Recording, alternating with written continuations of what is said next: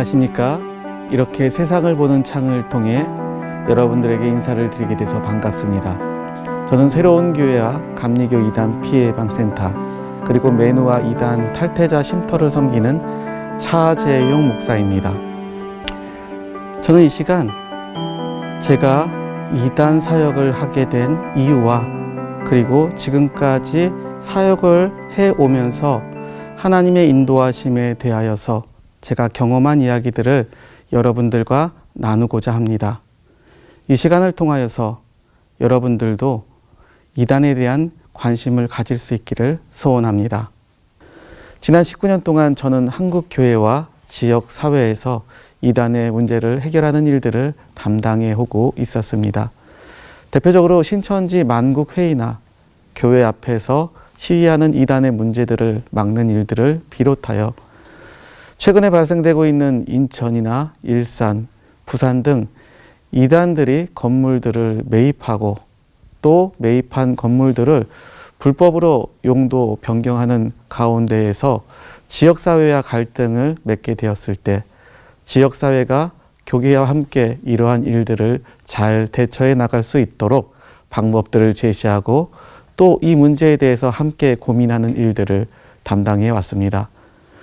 또한 한참 이슈가 되고 있는 JMS에 대해서는 최전방에 서서 교주의 구속과 이인자의 구속이 진행되는 동안에 물신양면으로 피해자들을 돕고 그들의 불법을 알리는 일에 최선을 다하고 있습니다. 이렇듯 실질적으로 이단의 재산과 또한 이단의 근간이 되는 문제들에 대해 거론하다 보니 언론에 나올 정도로 큰 위협과 협박을 당하기도 했었고 논란이 될 만한 여러 가지 문제들을 직접 경험하기도 하였습니다. 하지만 그럼에도 불구하고 제가 이 사역을 담당하게 된 이유에는 하나님의 특별한 이끄심이 있었습니다. 매누아 사역도 마찬가지입니다. 매누아 사역은 이단 탈퇴자들이 그들의 삶을 회복하고 또 그들의 믿음을 회복할 수 있도록 돕는 사역인데 이 사역을 통하여서 다시 한번 잃어버린 신앙을 회복하고 탈퇴자들이 한국교회로 되돌아갈 수 있도록 돕는 일들을 지금껏 해오고 있습니다. 사실 저는 이단에 대해 단 한 번도 생각해 본 적이 없는 사람입니다. 제가 목회를 시작하게 되면서 하나님께 드린 5가지 기도가 있는데 이것은 제가 이것을 하고 싶어요 라고 하는 기도보다는 하나님 제가 이것을 피하고 싶습니다 했던 기도입니다. 첫 번째가 군인교회, 두 번째가 지하교회, 세 번째가 수원역, 네 번째가 화성, 그리고 5번째가 이단 사역이었습니다. 더 정확하게 말해서 저는 하나님께 이단 사역하고 싶지 않습니다 했던 사람입니다. 이쯤 되면 아시겠지만 제 첫 번째 사역은 군인교회였고요. 두 번째 사역은 지하교회, 세 번째는 수원역, 네 번째 사역지는 지금 제가 있는 화성입니다. 그리고 5번째 사역은 앞서 말씀드렸던 이단 사역입니다. 그리고 저는 그 사역을 19년 동안 해오고 있었습니다. 제 이단 사역은 제 두 번째 사역지인 지하교회에서부터 시작되었습니다. 저는 지하교회에는 부흥이 있을 수 없다고 생각했던 사람 중에 한 사람이었습니다. 그런데 제가 지하로 가게 됐냐 하면 저의 친한 지인 목사님 때문이었습니다. 제가 신학의 길을 들어서면서 당시 저희 집은 인천에서 굉장히 큰 부자였는데 신학교 입학 후 1학년 1학기 중간고사 보기 하루 전날 저희 아버지는 큰 사기를 당해 당시 세금만 100억 정도 되는 엄청난 부도를 당하게 되었습니다. 그 결과 저희 집안은 하루아침에 길거리에 나앉게 되었고 저 역시 사채업자들에게 오랫동안 시달리며 고통을 받아왔습니다. 그때 제게 도움을 주었던 그 지인이 바로 두 번째 사역지인 지하교회에 있었습니다. 사역지를 구하던 중 마침 지인이 있던 그 사역지를 만나게 되었고 지인이 있던 근처에서 교회를 시작하고 개척할 즈음에 갑자기 지인 목사님이 강원도로 부임하게 되었습니다. 저는 이 지인 목사님을 대신해서 지하교회로 가게 되었습니다. 잠깐 맡겨놓은 자리다 보니까 아무것도 두고 가지 않았습니다. 하지만 교회가 경매로 넘어가는 일을 겪게 되었습니다. 그러다 보니 저는 한순간에 모든 것을 잃어버리는 일을 경험했습니다. 그러던 가운데 하나님께 기도하면서 하나님, 제가 어떻게 해야 할까요? 하나님께 몸부림을 쳤습니다. 그러면서 가족들에게는 제가 받았던 은혜를 다 갚았다 말하면서 더 이상 이야기하지 않았습니다. 앞길에 대해 두렵고 떨리는 마음으로 하나님께 기도했습니다. 하나님, 도대체 왜 저를 여기에 보내셨는지 알려달라고 하나님께 기도하며 금식하며 하나님께 부르짖었습니다. 그때 하나님은 뜬금없이 저에게 전도하라는 마음을 주셨습니다. 경매로 길바닥에 앉게 되었을 때 하나님, 무슨 전도를 합니까? 그렇게 하나님께 물었을 때 그럼에도 불구하고 하나님께서는 더 강하게 전도할 것을 명령하셨습니다. 그러다 보니 저는 하나님의 그 명령을 거부할 수 없었고 하나님께 기도하며 말씀드렸습니다. 제가 전도를 하려고 해도 하나님, 전도용품이 필요합니다. 그런데 저희 교회는 사람도 없고 재정도 없습니다. 어떻게 전도할 수 있습니까? 하나님, 전도용품이 필요합니다. 그러고 있을 즈음에 저희 아이가 학원 홍보용으로 가져온 사탕 봉지를 보게 되었습니다.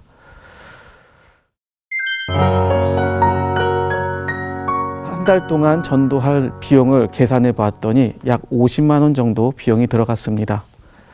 그런데 그렇다고 하나님, 제게 50만 원 보내준다고 해서 제가 하나님 그것을 하나님이 주신 거라고 생각할 수 없으니 전도하고 선교하는데 그렇게 쓰라고 주시면 알고 믿고 그렇게 따라가겠습니다. 기도했습니다. 그 기도가 끝나고 이틀이 되던 날 하나님께서는 한 사람을 봉담이라고 하는 곳에서 택시를 타고 저희 교회까지 방문하게 하셨습니다. 이분은 본인이 몇 시간 동안의 어려움을 겪었다고 이야기하셨습니다. 자신은 갑상선 암 환자로 미각을 잃어버려서 과거 요리사였다가 지금은 식당 주방에서 설거지를 하고 있는 사람이 되었고, 자기 남편은 건축 현장에서 떨어져서 사지마비 환자가 됐다가 얼마 전에 죽었다고 이야기하며 자기 아들은 그러한 아버지를 봉양하다가 신용불량자가 되었다고 이야기했습니다. 그쯤 되었을 때 저의 마음에는 아무것도 없는 제가 이분을 어떻게 위로하고 보내드려야 할까, 어떻게 거절할까, 이것이 제 머릿속에 가득 차 있었습니다. 이러한 염려로 가득 찰 즈음에 이분이 벌떡 일어나면서 제게 화를 내시며 하나님이 전도하고 선교하는 데 쓰라고 합니다 하며 봉투를 집어던져 버리고 가셨습니다.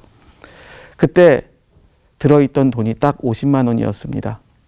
저는 두렵기도 하고 떨리기도 하는 마음을 가지고 그 봉투를 들고 집으로 가 아내에게 보여주었습니다.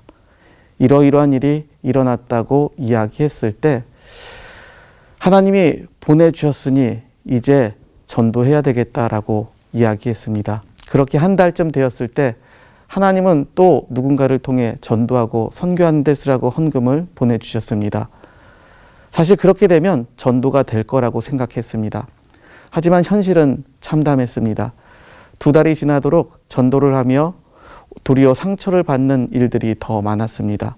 때론 동네 사람이 재수 없다고 소금을 뿌리기도 했고, 술 취한 사람이 붙잡고 오바이트를 하기도 했습니다.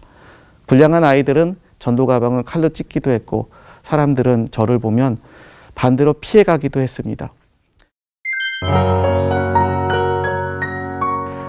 그렇게 매일매일 전도를 하던 중 하나님의 교회라고 하는 이단 사람들과 종종 마주치게 되었습니다. 하나님의 교회 사람들은 저를 조롱하기 일쑤였고 저를 비방하며 교회를 비방했습니다. 시간이 지나갈수록 전도를 하면 이 사람들과 어떠한 결단을 내야 되겠다라고 하는 마음이 강하게 들었습니다. 그리고 저는 이단에 대해서 공부하기 시작했습니다. 하나님의 교회에 대해서 알게 되었고 그들의 교리가 얼마나 잘못되었는지 알게 되었습니다. 그리고 그들이 얼마나 많은 사람들을 미혹하고 있고 또 얼마나 많은 사람들이 그들을 인하여서 상처를 받고 있는지를 알게 되었습니다. 그들과 거리에서 또다시 교리적인 부분을 가지고 논쟁을 하게 된 때가 있었습니다. 처음에는 2명, 조금 있다가 4명, 8명, 10명 이쯤 되니 여자들이 제 주변을 둘러싸고 그 가운데에 한 사람이 소리를 지르며 자기가 추행당했다라고 했습니다. 깜짝 놀라 당황하는 사이에 사람들은 저를 치안으로 몰고 갔고 그러던 중 반대편 과일가게 사장님이 자신이 모두 다 봤는데 무슨 거짓말을 하냐며 이야기를 해주자 이 여자들은 순식간에 사라지기 시작했습니다. 그렇습니다. 저는 전도하기 위해서 이단과의 싸움을 시작하게 되었습니다. 전도를 하다 보면 이단을 만날 수밖에 없습니다. 그래서 저는 전도하면서 이단들에 대해서 연구하기 시작했습니다. 전도할 때마다 하나님의 교회 사람들과 부딪혔고 전도할 때마다 여호와의 증인이나 증산도, 통일교, 신천지인들을 만나게 되었습니다. 그러면서 저는 이단들이 얼마나 공격적으로 포교하고 있는지를 알게 되었습니다. 그 후 교인들이, 주변 사람들이 이러한 이단의 문제에 얼마나 많이 노출되어 있는지를 알게 되었고 이러한 문제에 대해서 여러 곳에 알리기 시작했습니다. 이후 하나님의 교회에 가서 도리어 그 교리에 빠져 있는 사람들을 역으로 전도하는 사역을 시작했습니다. 그렇게 제게 맡겨주신 자리에서 주의 일을 하다 보니 하나님은 우리의 일을 대신해 주셨습니다. 경매로 건물이 넘어가 오갈 데 없어진 저희에게 하나님은 기적을 베푸셔서 선한 길로 인도해 주셨습니다. 또한 매일매일 전도하다 보니 교회는 점차 부흥하게 되었습니다. 그렇게 잘 성장하던 가운데 하나님은 제게 강권적으로 역사하시며 저를 강하게 수원으로 이끌어 가셨습니다. 사실 저희 집안이 사기를 당하고 부도를 당하면서 저는 수원역에서 약 반년 이상 노숙 생활을 한 적이 있다 보니 저는 목회를 시작하며 기도할 때 하나님, 수원역에서는 목회하고 싶지 않다라고 기도했었습니다. 그런데 하나님은 그러한 저의 마음과 달리 제가 노숙하던 바로 그 근처에 있었던 교회로 저를 이끌어 가셨고 저는 그 교회에 도착했을 때 주체할 수 없는 하나님의 감동을 받았습니다. 하지만 그 교회는 제가 목회했던 교회보다 훨씬 작았고 예배를 드리기 위해서 문을 열고 밖에서 들어오지 못한 채 예배를 드리는 기현상을 갖게 되었습니다. 사람들은 다 제게 미쳤다고 이야기했었고 하나님이 주시는 감동은 이게 맞다라고 저에게 끊임없이 말씀해 주셨습니다. 그렇게 수원역에서 목회를 시작하게 될 즈음에 얼마 되지 않아 그 교회 출신이라고 하는 사람들이 교회로 돌아왔습니다. 그런데 시간이 지나고 나서 이들이 신천지였던 것을 저는 알게 되었습니다. 전임 목사님은 이분들 때문에 목회를 포기하고 정신과 진료를 받을 정도로 힘들었던 것을 뒤늦게 알게 되었고 그 목사님은 결국 외국으로 건너가 목회가 아닌 다른 일을 하게 되었다라는 이야기를 듣게 되었습니다. 제가 이단에 대한 사역의 전환점을 맞게 된 것이 바로 이 3번째 교회입니다. 하나님은 왜 제게 이러한 사람들을 만나게 하셨을까 생각하면서 저는 고민하게 되었습니다. 이들은 예상대로 교회를 쑥대밭으로 만들었습니다. 목사가 바람을 폈다, 내가 그것을 보았다, 돈을 횡령을 했다 등등 말도 안 되는 이야기를 사람들에게 하면서 거짓말로 목사와 사람들의 사이를 갈라놓았습니다. 신천지 추수꾼들의 역할을 감당하고 있을 즈음에 이들은 교회를 무너뜨리기로 작정을 했던 것 같습니다.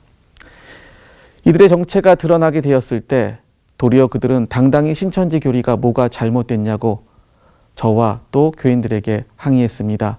그러나 그들의 부끄러움이 전 교인들에게 드러나면서 결국 그들은 그들의 계획대로 교회를 무너뜨리지 못한 채 쫓겨나게 되었지만 우리 교회 또한 많은 아픔을 겪게 되었습니다. 그들은 나가면서 3개월 안에 이 교회가 망한다고 떠들어댔고 말하기 좋아하는 사람들은 저희가 수원에 가서 망했다는 이야기들을 떠들기 시작했습니다. 마음속에서부터 올라오는 분노와 원망, 그곳에 사로잡히지 않기 위해서 하나님께 21일간 온전히 금식하며 기도하기 시작했습니다. 금식이 끝날 즈음 하나님은 제게 다시 전도의 열정을 주셔서 수원역에 나가 전도를 하라고 명하셨습니다.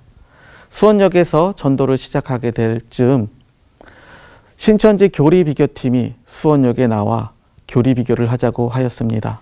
그곳에서 매일 전도하고 있던 저에게도 예외는 아니었습니다. 신천지인들은 제게 교리비교를 하자고 이야기했고 저는 그들과 성경적인 이야기를 나누게 되었습니다. 그들은 제가 한 질문에 대한 답변을 하지 못했고 시간이 지나자 저하고는 대화하지 말라는 식으로 이야기했습니다. 저는 그들 앞에서 다시 1인 시위를 시작했습니다. 교리 비교를 하자면서 왜 저하고 하면은 안 되냐고 하는 플랜카드를 만들어서 그들 앞에서 1인 시위를 이어갔습니다. 제가 그들과 대화를 하려고 할 때 심지어 그들은 경찰을 불러 자신들의 집회를 방해한다라고까지 이야기했습니다.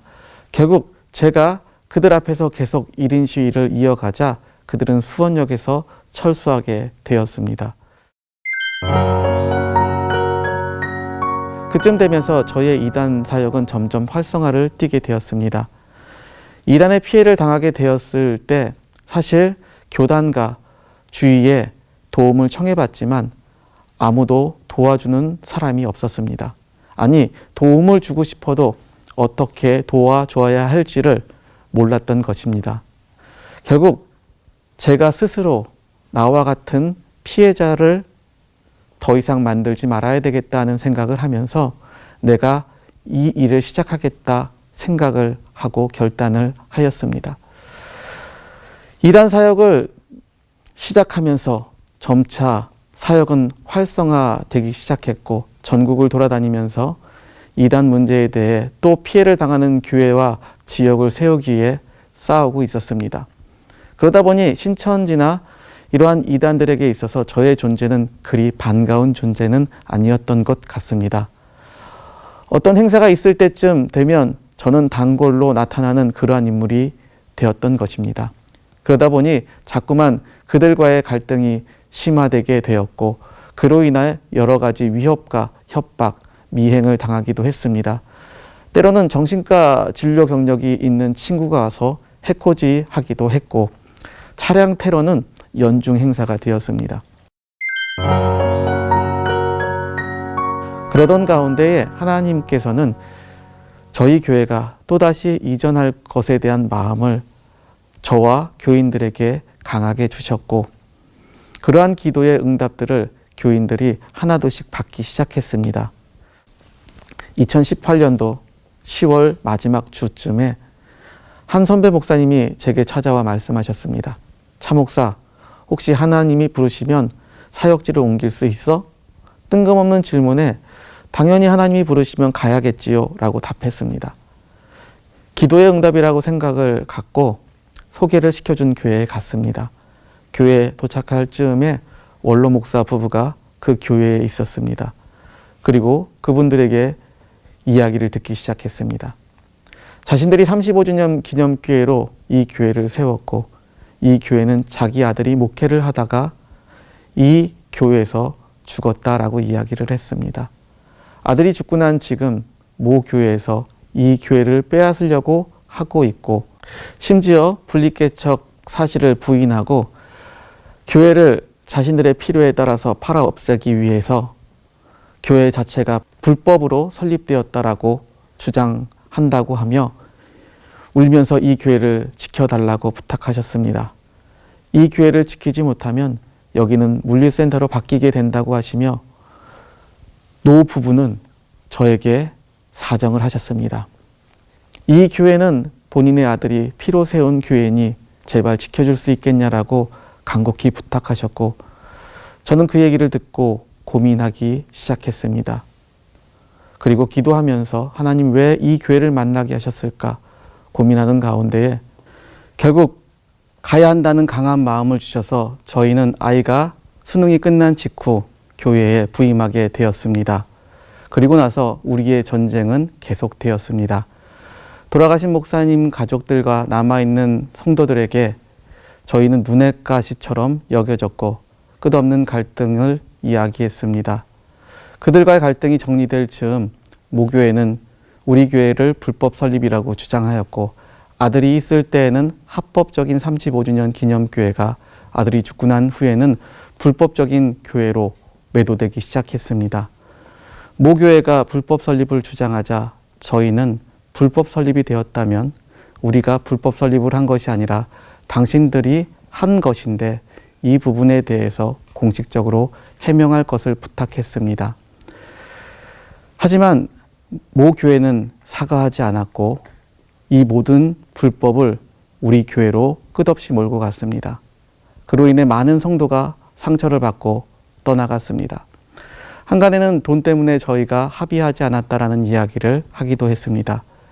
그런데 저희는 모 교회에 요구한 것은 당신들이 세운 교회니 불법이라면 당신들이 책임을 져야 할 것이고, 만약에 그렇지 않다면 우리에게 사과해야 되지 않겠냐라고 이야기했던 것뿐이었습니다.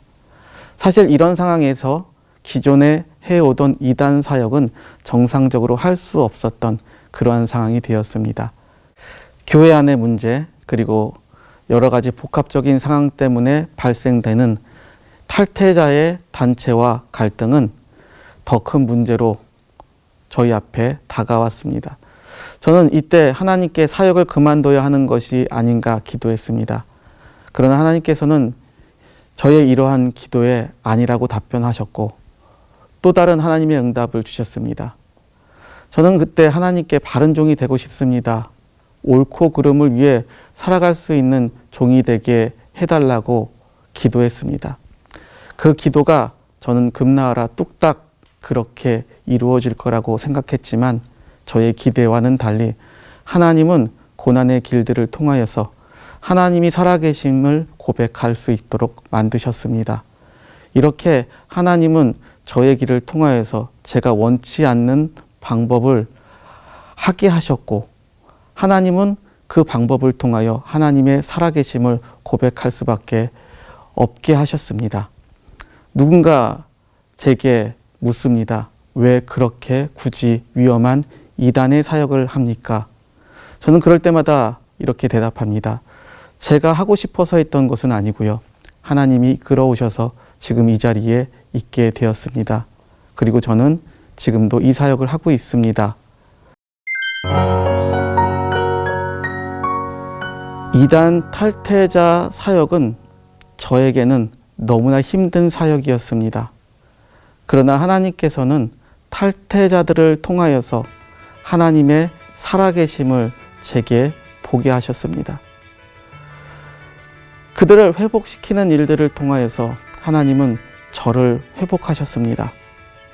그리고 그들과의 이야기와 그들과의 삶을 나눔으로 저는 다시 한번 이 이단 사역에 대해 소명을 갖게 되었습니다.